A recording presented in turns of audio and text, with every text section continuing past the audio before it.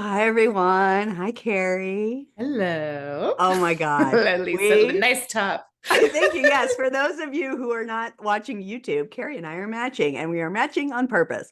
One, Kari got me this matchy top for my birthday, but two, it's white, and it is a perfect color for what we want to talk about today, which is a topic that I wish we didn't have to, but it feels more prevalent than ever, especially now that Kamala Harris has come out as our presidential nominee, seeing as you and I Are are both Democrats. She's our yes. presidential nominee. And it is misogyny in our culture and the way it shows up in media, the way it shows up in politics, and quite frankly, in my personal emotional feeling is the way it shows up amongst ourselves, Yeah. amongst women, the misogyny that that women sometimes fall prey to. Plug into. Yeah, that's the heavy part. And that's like Yeah. why, that really drove. We've been talking about this since we've been friends. And really, Yeah. been through a couple elections now where we're like, Yeah. oh, and just because we're both on social media, it's just such an unfortunate thing. It's a heavy topic, a super important one. It isn't just about overt acts. It's often subtle, systemic, and internalized. So we're going to start with politics, where we see a lot of this play out this week. It's why we're pushing another episode we had planned. It feels really important. Yeah, for sure. Okay, so let's start with attacks on women and politics and media. I keep saying around Kamala that I am not as worried as I was in 2016 because we now know how the misogyny that is going to come out and attack her, right? I think I'm going to speak for myself, but I think I was living in la la land around Hillary. I knew Hillary had Mm. her baggage from being in the public eye as long as she had Bill Clinton, whether you're talking about Monica Lewinsky or you just don't like his policies. Like I knew she had that baggage, but I also knew she was like the most qualified person ever run for president at the time. And I just did not in any way, shape, or form understand how people were going to come at her from such a misogynistic lens, um, men and women. And here we are, Mm-hmm. 10 years later almost, right? And it's still happening. And it doesn't just happen to women on the right. I mean, Don Lemon got in a shit ton of trouble from CNN when he Right. said Nikki Haley was beyond her prime. She was Ugh. 51 and he was 50 fucking seven. Like, bitch, please. Yeah, it sparked a lot. Oh my God. And Don Lemon, and that was so Don Lemon is interesting to me because he used to be an anchor in Chicago when I first Oh lived there. yeah. He was just on NBC 5 at the time. And I liked him, and I'm not a fan of CNN per se, but so I hadn't really watched him necessarily, but like, I don't know. He's cool, he's gay. I was like, yay, he's our people. And then he fucking does this. Oh, I was pissed. I know that was infuriating, Yeah. and also, to be clear, when we said earlier, like she's our candidate, she's a candidate. Like beyond party is so important in these Yeah. elections right now because there's a lot of people in the other party that aren't like super excited about their candidate. So Sure. she's a candidate, and what I'm really noticing, and I even said to my son, watch me, because what I'm really not liking is how women get called by their first name and not their last name. Right? Watch how that happens, right? Yeah. Hillary instead of Clinton. Maybe Yeah. that was confusing. I don't know why. Elizabeth Warren, and like Interesting. it's really interesting. And the comments, and this doesn't just happen in politics. This happens to anyone who's a public figure. The physical attributes that get talked about. So even, I'm not a fan at all, even Marjorie Taylor Greene, like people feel like if they don't agree with her, they can go after like her hair or the way, instead of just like the evil stuff she says. Yeah. So that's been fascinating. And like Don Lemon, that was ageist and Yeah. sexist and totally hypocritical. There is a tendency to dismiss women's ambitions as if they're somehow less or serious than men's. We saw this with Elizabeth Warren during the 2020 elections. And as Kate Mann discussed in an article, what was the name of the article we read on Vox? I'm trying to remember what it was. Maybe you'll find it. Yeah, I'll find it real quick. Warren's loss wasn't just about her policies on campaign strategy. It was about a deep-seated discomfort with powerful women. And it's so true. I couldn't believe the amount of people who are like, honestly, sometimes in many cases, even more liberal than anyone I know. And they were like, her voice is just so shrill. Like, we don't say that about men. Like, I just remember being like, I don't fucking care. Like, why do you like, why would that matter? So they often perceive women who show ambition as less likable. And that's a biased male thing that we grew up with. We grew up with this idea that even if we didn't agree with it, it was really common for people to say women are too emotional to lead, which is so ridiculous when we see what's happening now. Oh my God. I mean, it is laughable. Like, and I actually saw, I think Darren was actually telling me about this yesterday, about this idea that, I know where he got it. He said he heard it on the Bulwark with Tim Miller. And Tim Miller was saying, and he worked on the Romney campaign. He is a never Trumper. But he was talking about this shift in men showing up, like, instead of the silent, quiet type that we were sort of grew up with as Republicans. Now they're all sort of, we're turning the tables, and Tim Miller's like, they're like whiny babies, so it's there's some aspect of like, we've got to meet it where it's at and call it all out. But I want to go back. It was Sean Illing's article. Yes, it's what we get wrong about misogyny on Vox. And it was a like interview with this philosopher, Kate Mann. So my bad. Yeah, thank you for no, that. Yeah. It's a fantastic article. You talked about the shrill thing. We were talking about this a little bit before we started recording. So much of what I was reading in these articles that you shared, that a lot of this comes from, reminded me of the book that I read a couple years ago called She Proclaims, by Jen Palminieri, who was Hillary Clinton's. I like calling them by their first name. Yeah. I call Trump because I don't like his last name, although I am very much enjoying Don Old. But I don't know. To me, I think the reason I hear what you're saying about the first names, and at the same time, there's something warm about it to me. I agree. I just don't feel like it's even. And it's not. It's 100% not. That's a really interesting and well taken point, and I will also catch myself. Anyway, she was Hillary Clinton's head of her campaign, and she wrote this book called She Proclaims, and it was about how to not fit into a man's world, but how do we show up as women in a man's world. And one of the things I will so distinctly remember her talking about was this idea of a woman's voice is shrill.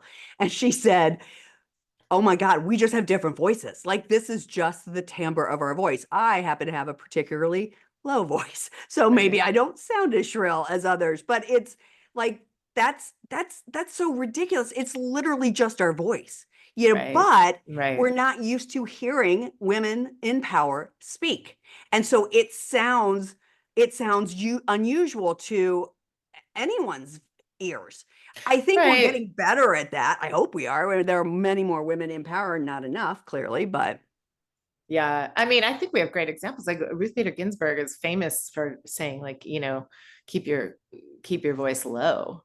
And like bring the attention to like what's being said, and don't, like, as soon as you raise your voice, then they don't take you seriously as women. And I think that was brilliant mentoring for all kinds of women in politics. And just really quick, when Sean Illig interviewed Kate Mann, I think it was about her. She has a book called Down Girl, The Logic of Misogyny, which after reading that article, I definitely want to read. Oh, 100%. Me too. Yeah. No, I thought there was a lot in here that I was screenshotting as we were going through it. I thought this was really interesting because, you and I use the phrase patriarchy a lot. It is a buzzword these days, I would say. And we all often talk and always say, the patriarchy isn't about man versus woman. It's about the system of patriarchy that has existed all these years, that has kept women in their place, and quite frankly, men in their place, right? And it doesn't serve either one of us. But the first thing that I saw that I loved I was just like, oh my God, this is it. Is she says, and again, this is from Kate Mann, misogyny is the law enforcement branch of patriarchy. Mm, If you think about someone like Donald Trump claiming he's the enforcement president, I think that's right. It's the law of patriarchy, among other things that he's enforcing. It's the law that polices and punishes women who transgress or threaten dominant men. So this was written when he was in office, but that idea of misogyny is the law enforcement branch of patriarchy. right. And there's an important thing here. And I wrote like a somewhat similar thing down that I read there. When you're hearing this, people think we know what sexism is. We do. It's pretty blatant. It's obvious. It's been called out. People kind of look like assholes when they do that now, no matter what your leanings are, even, liberal or conservative. People know in polite company that that's just sexist or gross, and they're used to it, or they love it, and that's why they vote that way. But I want to be clear, because this is in the article too. Sexism is the ideology that supports the patriarchal social relations, right? It supports patriarchy. Misogyny enforces it when there's a threat that the system will go away. Yeah. So the misogyny is way subtle, right? Like it's the microaggressions. Yep. It's the way we like take anything else about that person and diminish it. It's like trying to take your attention off of sexism and make it be about anything else. That's what misogyny feels like to me. Yeah, it's right. Again, I think there's the umbrella of patriarchy, there's the umbrella of systematic racism, and then the racist comments, the misogynistic comments, those are the as you said, the microaggressions, the things that are supposed to, and it's exhausting to always work against that. And we can't allow that to happen, or Right. we will just lay down and be like, I'm done. I just can't with this anymore. You know? Um, yeah. Just FYI, we have so much to say. I know. I'm like, it's like I have so many things going in my brain right now. I don't even know like kind of where to go. So going back, so talking about the racial and misogynistic, I mean, as of this recording, she only announced not even 2 weeks ago that she was going to run for president, right? So Biden steps down. He says Harris is his choice, and she comes out, and immediately the racism and the misogyny is crazy. She laughs, she dances. Is she black? Is she Indian? I mean, She's that a just happens. DEI hire. She's a DEI hire. Oh my God. Oh my Ridiculous. God. That is the most like outright racist thing that's their new buzzword. It totally Instead of is. the N-word, it's the DEI Yeah. hire. And first of all, the thing I heard about that, which was so funny, is, I mean, nobody's in a long time been this qualified. Yeah. When you think about like, prosecutor, Attorney General. thank you. And people act like she got that because she was dating someone. But if you look at like all the people that were considered, she was actually the most qualified. There's a lot of receipts on this. And then she was a senator. Yeah, which we had to vote for. She's we a had vice to vote president. For. Yeah. Both things had to vote for. Yeah. She didn't just get slid. She didn't get slid in there, And American people don't do that. Like we don't. Well, that's okay. Let's dissect her getting brought on to Biden's campaign in 2020, right? So yeah, first, and I was saying this to Darren the other night. I said, because we were so focused on, oh, thank God Trump did not get reelected, and then of course January 6th and all the bullshit that happened. I do not think we at all spent enough time, the collective we, recognizing that we actually had the first woman vice president, right? Geraldine Ferrara tried in the 80s. It was like it just went into the ether because we were focused on so many other things. There was a lot of denial. Yeah. Yeah. But Biden brings her on, and California is solidly blue. Like, he didn't bring her on because he needed California, right? Like, a lot of times that's one of the reasons you've looked to a VP is like, oh, can they bring in that state? So he picked her amongst all those people that had run for president. Buttigieg and Warren, and I mean, God, I can't remember all. There were so many of them at the time, and he picked her not because she was black, not you know what I mean. Like he picked her because he knew she was qualified. And then I thought it was really interesting when he did drop out, and I mean, it was a masterclass in timing. But he does his little note on Twitter, and he says, he whatever he said about her in that announcement, and then the news goes right after. Why didn't he right away say that Kamala should be the next president? Then he comes out 5 minutes later and says it, and everybody kind of goes Right. nuts and crazy. But it was like, he did. It would have been really interesting for him not to have picked her, because obviously he's had her in the room where it happens Right. these last 4 years. She is more than qualified. You're right, probably more than Hillary Clinton was, even though I Hillary had mean, Secretary of State and First yeah, Lady. Like she, is yeah, one of the most qualified. yeah, So it's a double standard, right? yeah. Particularly for women of color. Do you remember Carol Moseley Braun, the first Black Mm-hmm. woman to be elected to the Illinois. Senate in the 90s, got mocked for her outfit and her body like repeatedly, and one time just berated for wearing braids. It's Wow. ridiculous. So the media often plays a significant role in perpetuating that with bullshit like that. Women in the spotlight are frequently judged more harshly on their appearance and age, and it sends a message constantly, like the woman's value diminishes with age, or if she doesn't meet a certain beauty standard. And if you don't believe me, like look at leave politics for a second. Look at what happens to like women when they age in Hollywood. Look at what happens to writers and TED Talk, speakers. Look what happened to Brene Brown when she came out with her most important work. She's a researcher to talk about vulnerability.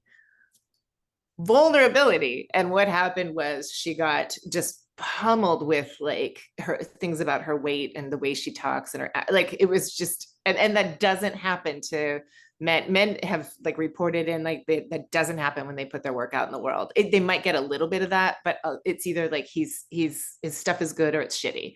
But women get like, how would you be married to her? Like, waking up to that sound of that voice, like they get just your hair, like Simone Biles right now, just Yep.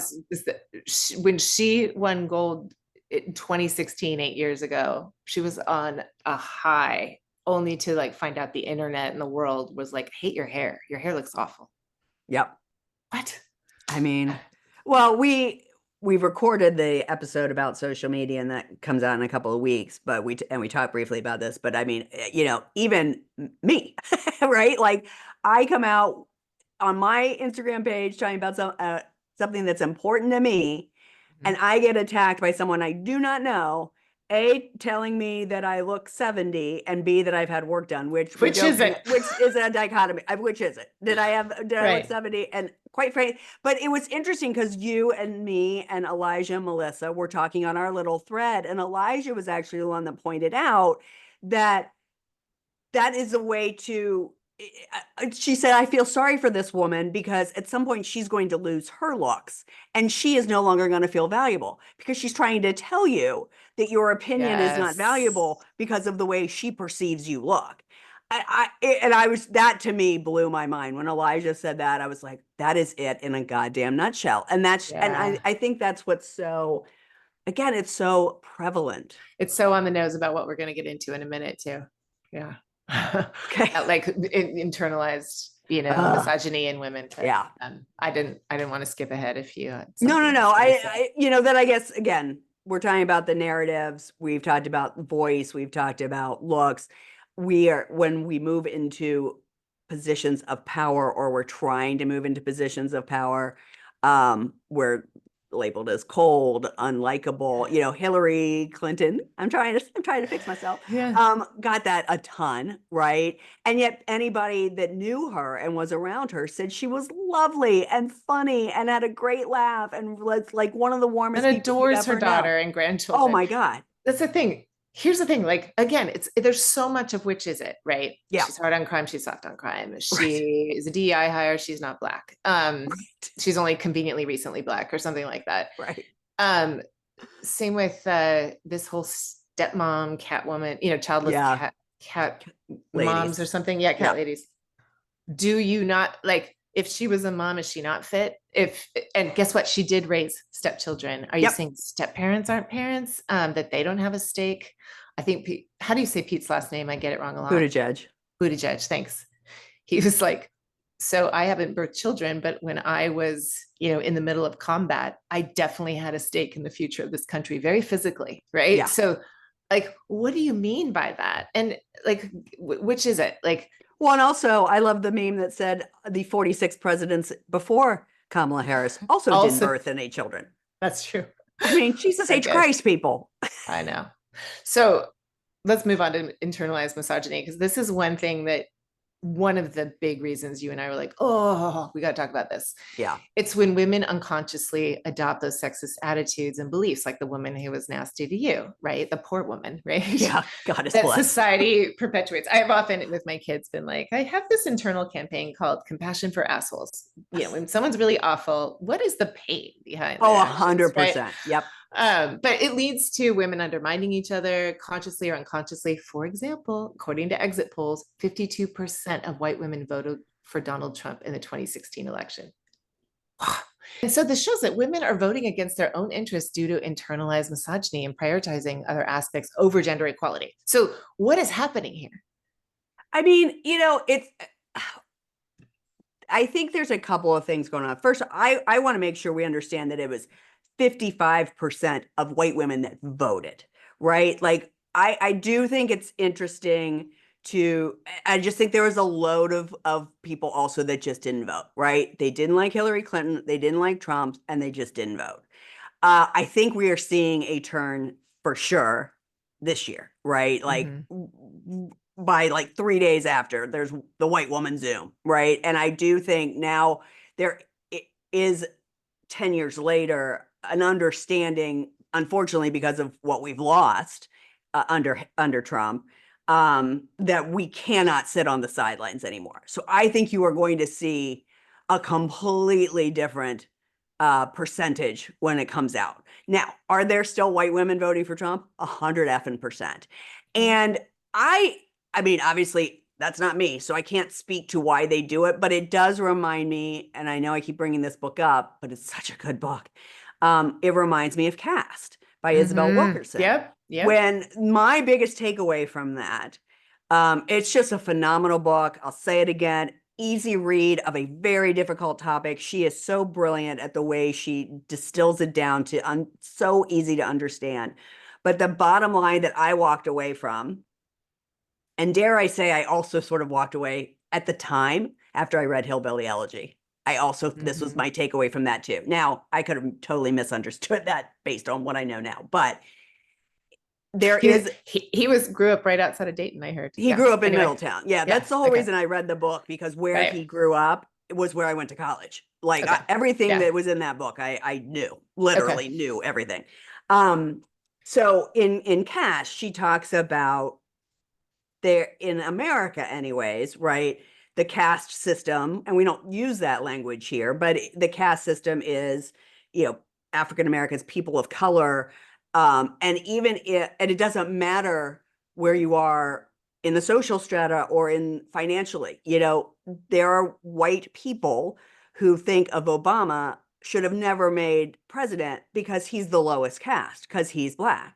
So even very poor whites think of themselves as above in caste. And so when they see a person who is not them, who is not white, coming in, and of course, our country is going to be very soon not majority white, they freak the fuck out, and they will vote against their own best interest so that they keep whatever power they perceive they have in their perceived caste. It's crazy making. It is crazy. And and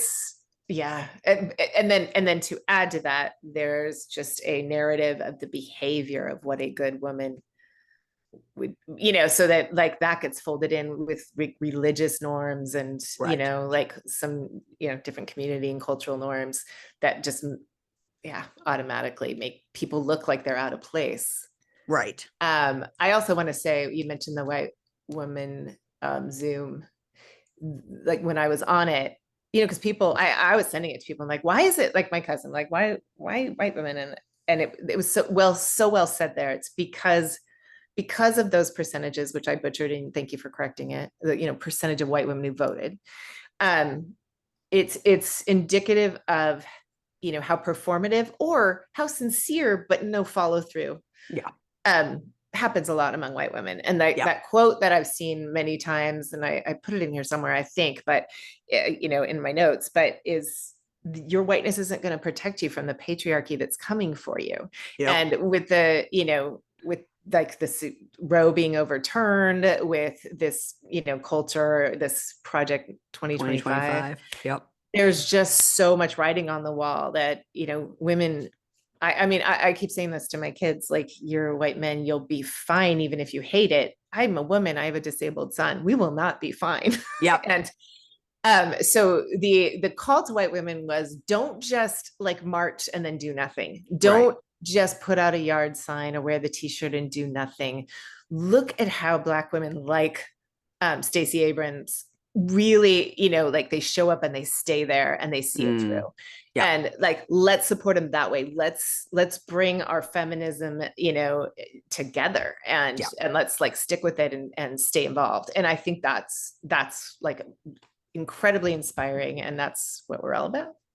And yeah, I mean, I agree. And I think there's an aspect, and correct me if I'm wrong, but there's also an aspect of, Black women did vote for Joe Biden.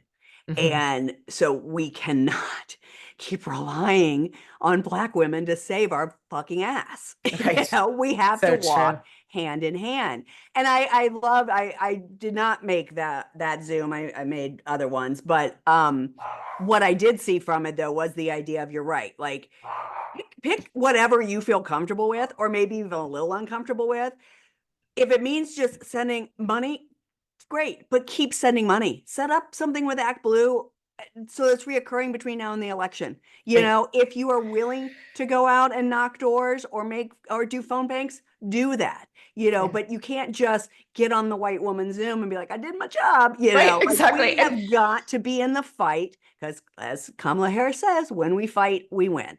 Right. And the call there was really interesting. It was like, it isn't really even about doing anonymous things. It's really about having uncomfortable conversations with the people you already know. And that was, you could just feel the uncomfortable energy being called out there, Well, and it's interesting. That was really cool. Because you and I, we've talked about this. I mean, obviously anybody that's listened to any of the pods knows where we stand. Yes. We're not apologetic about it.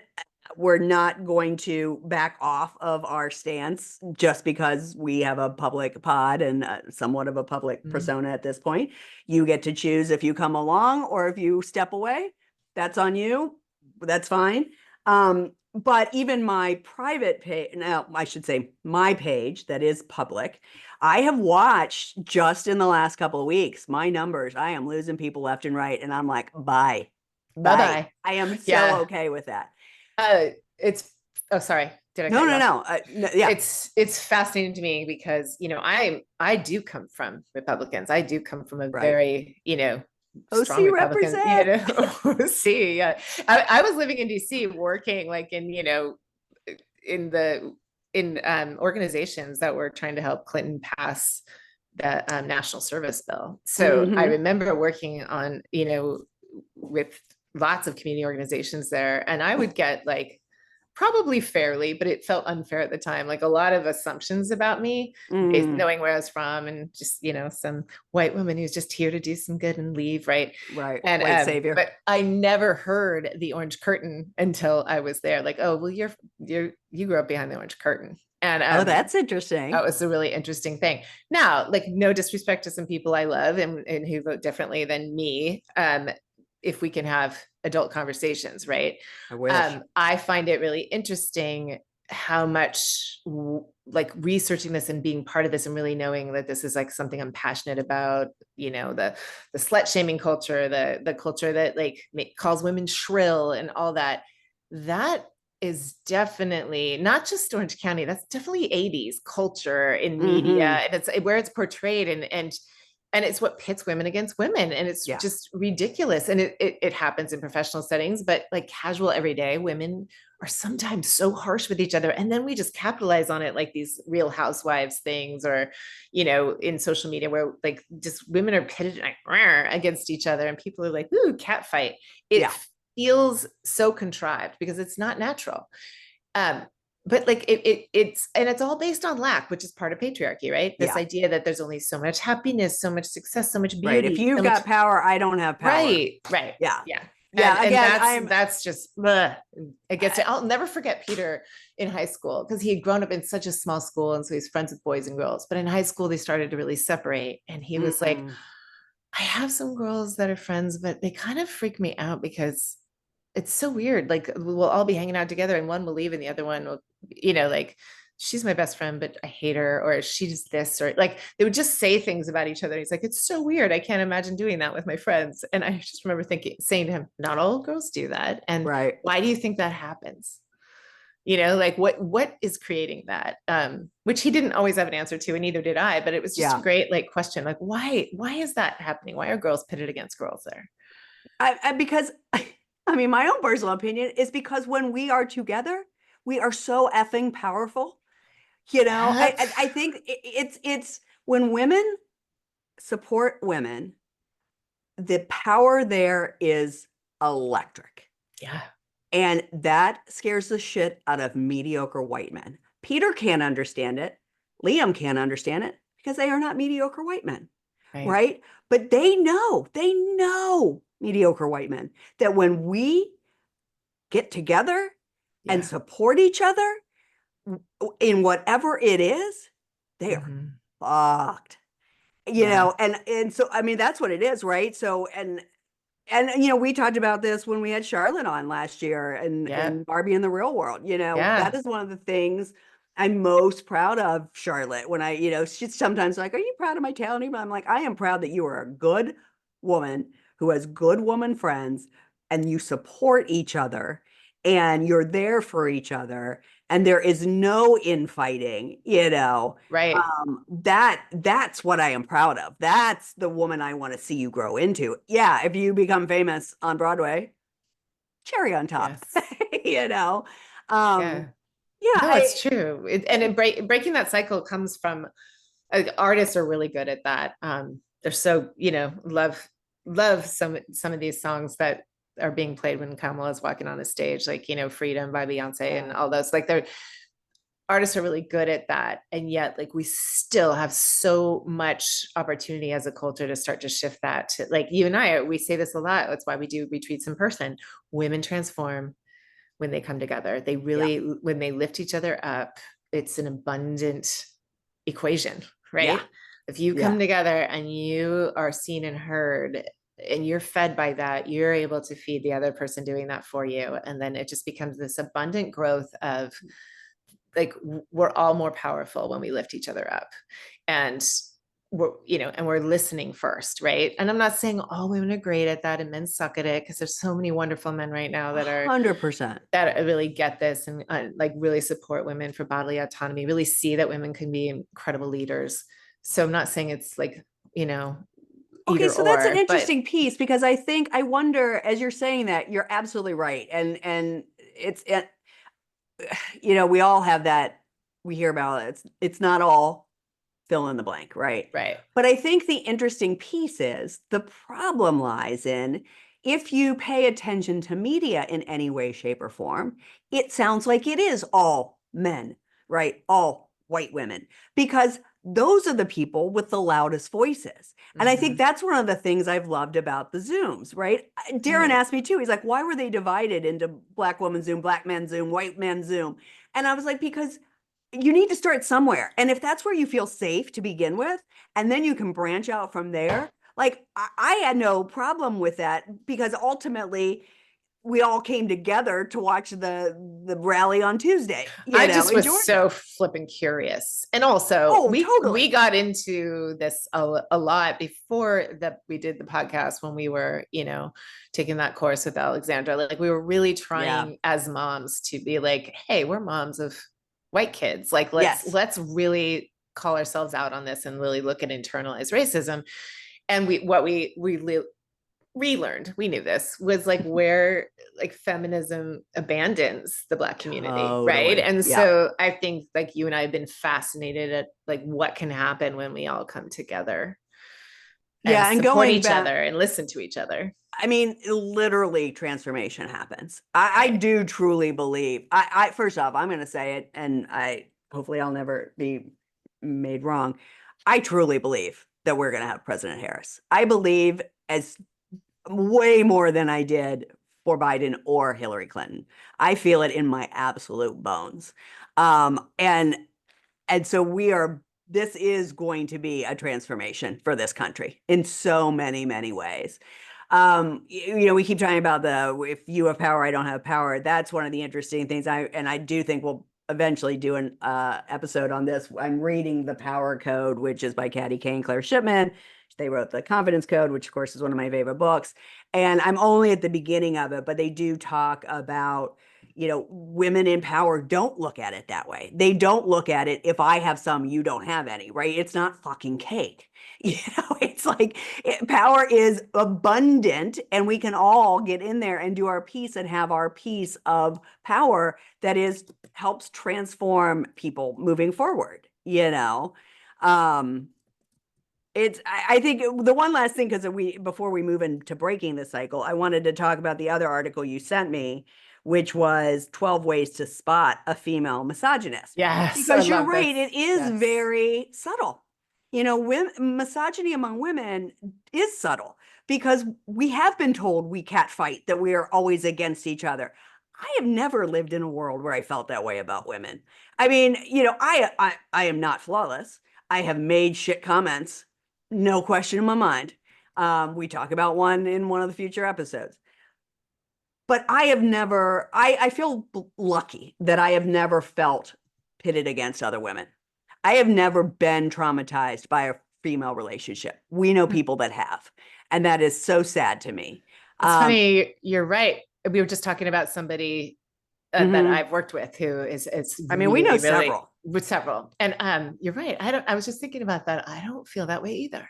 I haven't never had have. that experience. I've worked with women I've definitely had women that I was like, I'm going to keep a friendly distance. Like this doesn't feel like the behavior is that kind right now. Maybe it's a phase they're going through. So I definitely can't say like I get along with everyone. I think I do, but I've definitely been like, this person doesn't feel like they're saying a lot of mean things about somebody. So like that doesn't feel good, right? Oh, right, so right. Like I would stay away from that type of person, but I feel like I've worked in enough areas. I've often had female bosses. That has never been an issue for me. Right. I have been a manager of men and women. I have never felt like anyone disrespected me from that respect. I yes, there are people that I'm like, oh yeah, no, I don't want to be in that energy in any way, shape, or form. But that's my choice to distance. And that has nothing to do with pitting myself against a woman. It's just like I don't want to be in that energy, whether it's a man or a woman, quite frankly. Yeah. No. I was gonna just read these 4 types. Yeah, do. I want you to. This is perfect. So these are the 4, and again, this comes out of Psychology Today. We will put links to both of these articles because I think they're really interesting. The first type was a misogynistic Puritan. This is the one I think I see. Well, this is the slut shaming, right? So the misogynistic Puritan takes the ideal woman to be domestic, subservient, nurturing, kind, mild-tempered, alluring, youthful, and sexually pure prior to marriage. I don't have all of those. They lost me at sexually pure before marriage.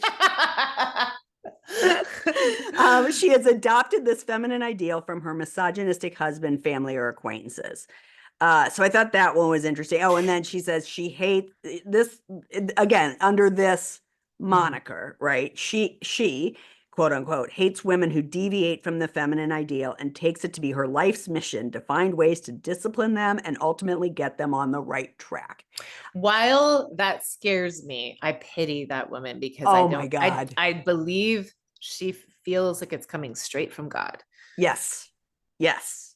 Yeah, we talked about this before, but I did a post about um the rally in Georgia, and it was so fun to watch. Megan Thee Stallion was out there I dancing and playing, and know. It's so fun. she's got such a little like sassy persona and Swagger, yeah. such a swagger, and you could tell it was pure joy when Yes. she got done with that song.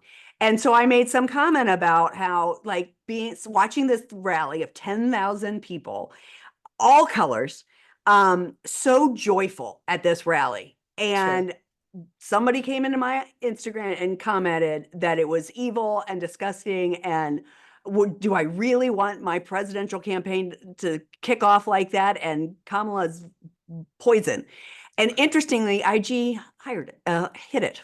I was the only Mm. one that could see that. So good for Instagram there. I mean, not that I'm for whatever. Uh, Mm. what's the word I'm looking for?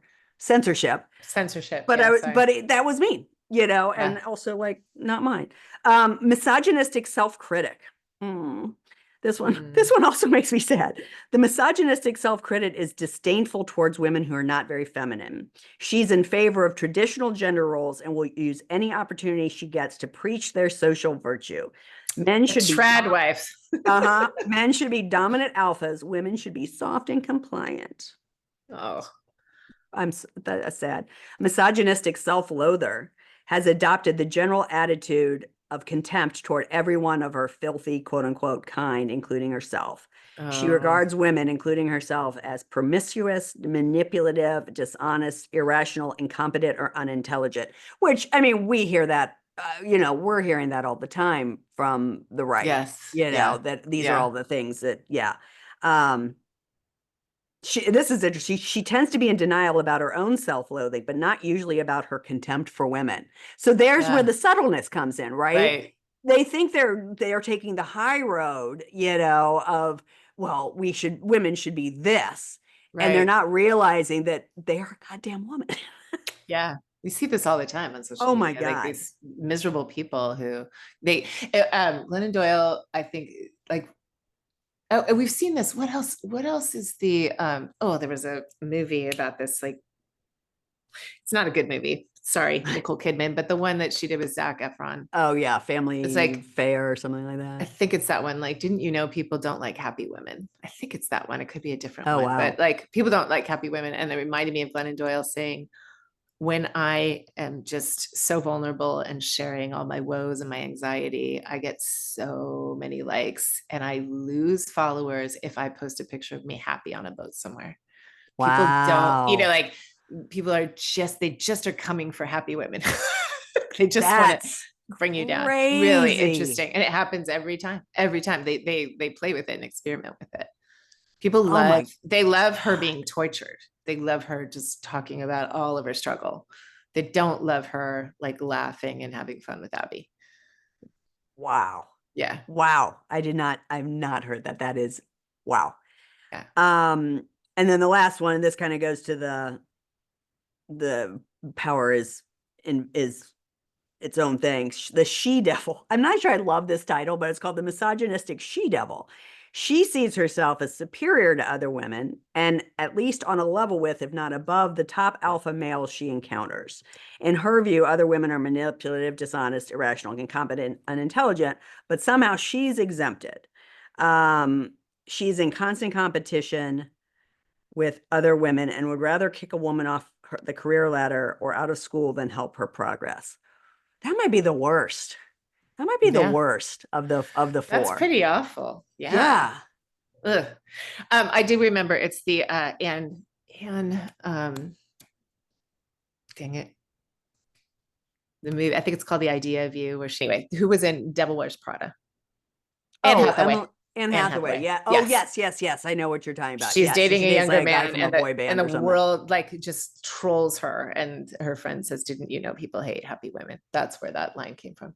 But let's talk about Devil Wears Prada though, because that's what made Yeah. me think of. You said Anna, I thought that's kind of where you're Yeah. going, something with her. Like that's an interesting movie because even within Emily Blunt and Anne Hathaway's relationship, right? Like Oh, it's at the beginning, yeah, it bunches heads, but ultimately Anne Hathaway like and Emily Blunt, their characters become sort of Yeah. supportive of each other, Yeah, it's and true. that's kind of the my favorite, other than just Meryl Streep is perfection in that movie. But Right. like No, I it's love true. that sort of story arc, right? Even when Emily Blunt's character is not being particularly nice to Anne Hathaway's, that's a classic example, and probably some of this comes from this. Hurt people, Right. right? Emily Blunt's character, which I cannot remember her name, I can't remember any of the names, is it Emily. oh, you're right. It is just that's right. She's just called Emily. That's Yeah.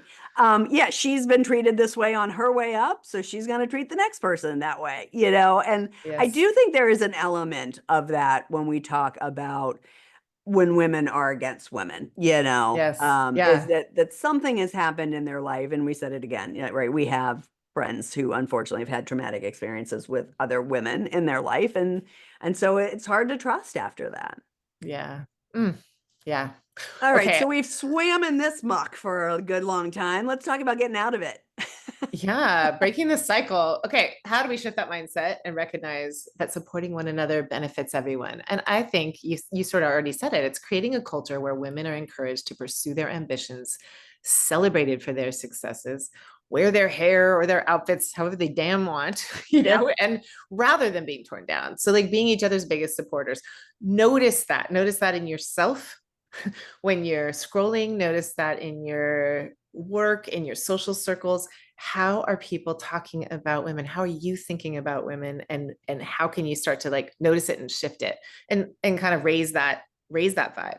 Yeah. I think, you started this by saying you told Peter to help watch yourself over the course of these next 3 months. Yeah. Self-awareness is hugely key, Yeah. because I do think things could, again, it's my experience with Charlotte and her friends, but when I see how they support each other, it doesn't mean they don't have girls in their life that they're not particularly fond of for Exactly. different Yeah. reasons, right? So that's human nature. Men feel the same way about other men. But I do think there's something around that the Gen Z millennials, they're shifting it a little bit. We do come from the 80s where every movie was about, girl fights and that sort of thing. And so for me, it is about self-awareness and catching myself when I say something stupid, Mhm. and I love that you asked your family to help you catch yourself in those ways. It was two things, because I want to be, especially, before I'm around family that doesn't think the same way. I want to like kind of not police myself, but just be aware. Yeah. um am I even about it, and could I stay away from making ridiculous remarks about the color of someone's skin or their hair, but really stick to like the track record, like the like Yeah. and just notice that like one group's rhetoric right now is about exclusion Mm. and hate and fear mongering and taking away rights and Hmm. in what they think is a type of freedom for one very smaller faction, right? Yep. And where someone else is talking about unification. And what I really loved that I heard someone say on one of the Zooms I was on was like, how do you reconcile this with young people who who haven't been happy with either before she stepped up, right? Like Yep. either party. Young people are somewhat disenchanted. They feel they're worried about what's going to happen with the Palestine Israeli Yep. conflict and everything going forward. And the best thing I heard was, if she wins, it all doesn't go away. It doesn't all get solved. Right. More people get to be included at solving those things. And that's the difference. And if he More wins, it people, does all go away. right? It goes away. And, Yeah. and, and less people get to be part of even speaking up about those things. So Yeah. that is like, when I get chills saying that, the I mean, because freedom Project and the, 2025 is a playbook to take away oh, everything that America has been for the last 200 some years. right. It's So yeah, like nauseating. I don't care if you're independent, you don't have a party affiliation. Mm-mm. Notice that. Mhm. Notice that people are taking cheap shots and they're kind of coming for you with fear. That's it's not male, but it is masculine. We talk about this in marketing all the time. There's a way to Yeah. come after you after your weak points and really make it urgent for you. And there's like a feminine, not female, because men do this Right. really well too, Yeah. feminine way of laying out the facts, being open and kind, being able to be convinced otherwise. I'm not saying it's all perfect, but really truly notice the behavior. And also, there's always a lot more fun celebrities. I mean, hands down. Who wants I'll take Megan Thee Stallion over Hulk Hogan. Over sorry. Kid Rock any goddamn day. Any goddamn day. When Brendan and I lived in DC, and George Sr. left, and Clinton came in, and talk about a classy change of totally, yes. And like, really became a mentor. Even but anyway, W to Obama. Yes. But when that happened, we were like, oh, wow, Hollywood really comes to town. Like, it was just like from Fleetwood Mac to Michael Jackson to like, it was just, everybody was in town. We were like, oh, this is funny. There's concerts everywhere. Darren and I are always like, what do those people watch if they don't like anything, any of the celebrities that are supporting the Democratic ticket? Like, what do MAGA watch? It's Fox. We know the answer is Fox. So then the last one, and all right, I like this one, this idea of promoting positive role models and representations of women in media and culture. And so again, I will go back to Megan Thee Stallion. Do I love all her lyrics? No, not always for me, but that is a strong woman who knows what she wants and how to get it, and she's joyful in it. I want more like that. I want more men like that. I want more women like that. I want more humans like that. Right. So taking flaws and all, like, I don't think no one's perfect. We're not putting anybody on a pedestal. Everybody has something that we're probably not going to agree with on some level. Absolutely. That's what makes this America. Exactly. That's the thing, like, is they love to paint liberals as unpatriotic, and it's so interesting. Like, if the idea is that we can have a difference of opinion, and I've been really disappointed by both sides with immigration, both sides on some other things too. Yes, so no question. And like, the skewing of like crime and prisons and drugs and all that stuff. Like, there's so much work to do. Yeah. It's just, I want to live in a place where we can all have very different lifestyles and respect each other's like freedom to love who we love, to behave how we want, as long as we're kind to each other and we're considerate. Like, I do not want us all to look and be the same. That is hell to me. Whoever is married to whoever has nothing to do with me. Oh my God. It is The Handmaid's Tale. I mean, it just straight up is. And this idea that who somebody else is married to affects my marriage. I remember when gay marriage was legalized, I had a shirt. I think I've gotten rid of it. I wish I still had it, that said "Marriage is so gay." And I wore it, and Darren and I took a picture. And at that point, I don't know, we'd probably been married 17, 16 years. And I was like, look, gay marriage is legal, and Darren and I are still married. It hasn't affected our hetero marriage at all. Like, it means let everybody be. Let everybody be. And I feel really bad. Honestly, I feel really bad for you if you feel like you're threatened by other people living the way they want. Yep.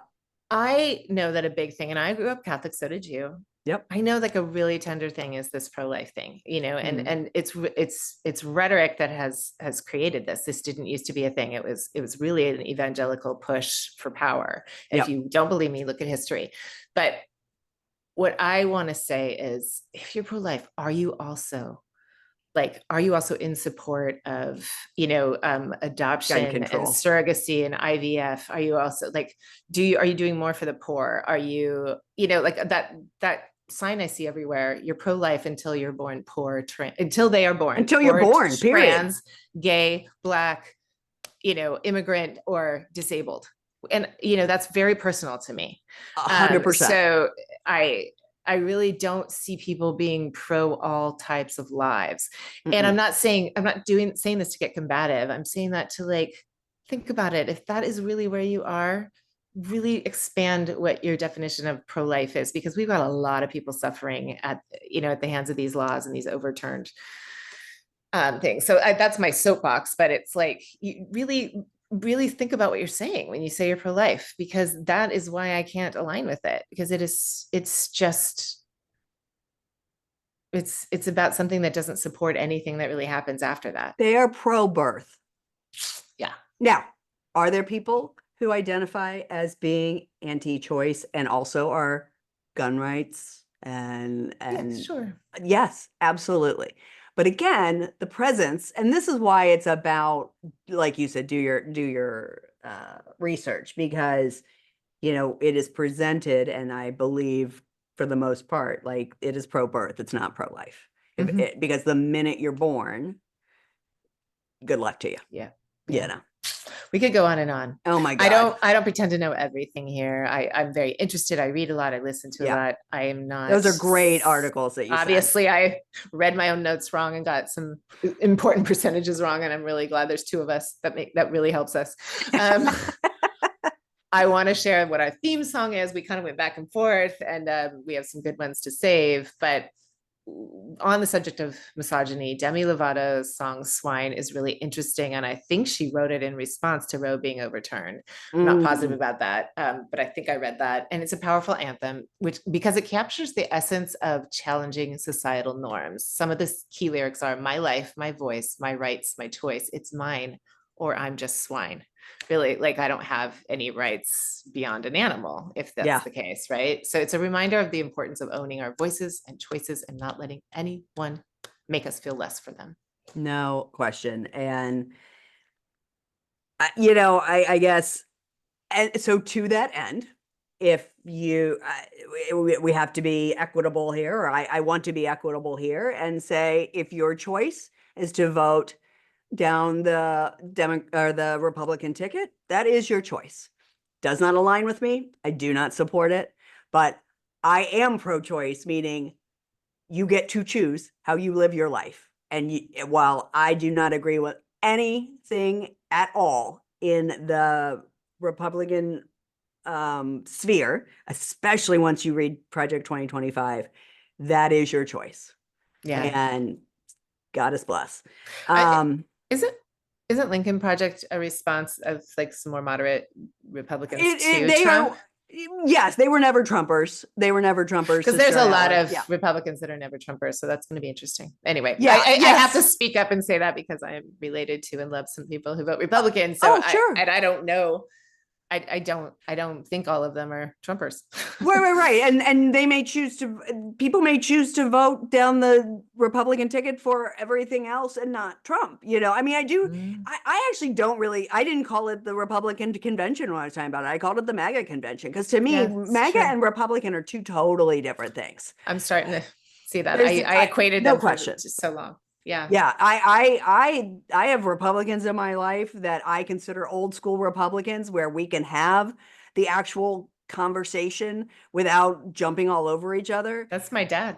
Yeah, Yeah. I mean, My it was dad my and I used stepdad. to just go round and round, and we had a lot of respect for each other. I loved those conversations, and they have just disappeared over the last 10 years. It's all about divisiveness, period, end of story, and so you're right.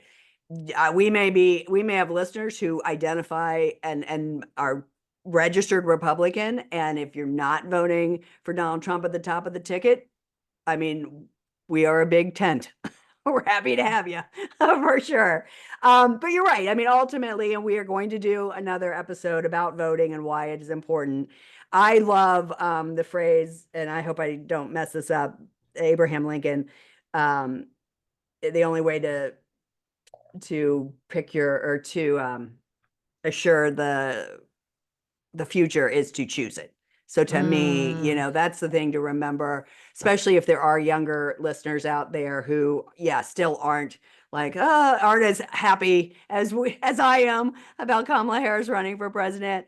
Your voice does matter. And there's a lot of people out there telling you that it doesn't. And if you're listening to some commentators are going to tell you it doesn't matter, it absolutely matters. And it matters more now than ever.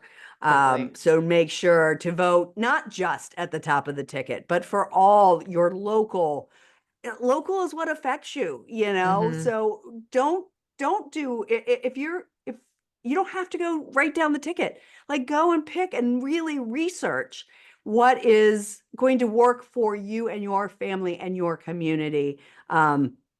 Absolutely. Yeah. And then just keep questioning, keep learning, and keep supporting one another, especially as women. Our youngest get to vote in this presidential I election. It's know, very I'm so exciting. excited. I cried in 2020. Or no, 2016 and 2020. And Charlotte already told me, and I just thought this was so sweet. She said, well, because she'll be at LMU, and she was like, now you're gonna come pick me up to take me to vote, right? That's Because Liam awesome. got to vote with you for the first time. I want to do that. I was like, oh hell yes. And It's a even little, more so now that she gets to vote for the first woman president. Yeah, it's a you little will. like anticlimactic here because we do by mail, but You always do. Like, you don't even have a thing. We can do vote by I mail, but think we could go in. I think we could go in somewhere, but since I've been in Oregon, it's always been by mail, and it's right. always And I it's have for strongly other things. encouraged. Yeah, and I have for just local, or midterms, but I just can't. I have never voted for the president by mail. I want to have that, and I go on election day. I always have loved that feeling, especially, Mm. being a poli sci major and just being someone who Yep. gets to be at the ballot is very exciting and It nerve is wracking. so exciting. I Yeah. love it. So, yes, everyone, thanks for listening. Please register to vote, or just remember to vote. However you vote, vote. Amen. And we'll Amen. see you next week. See ya.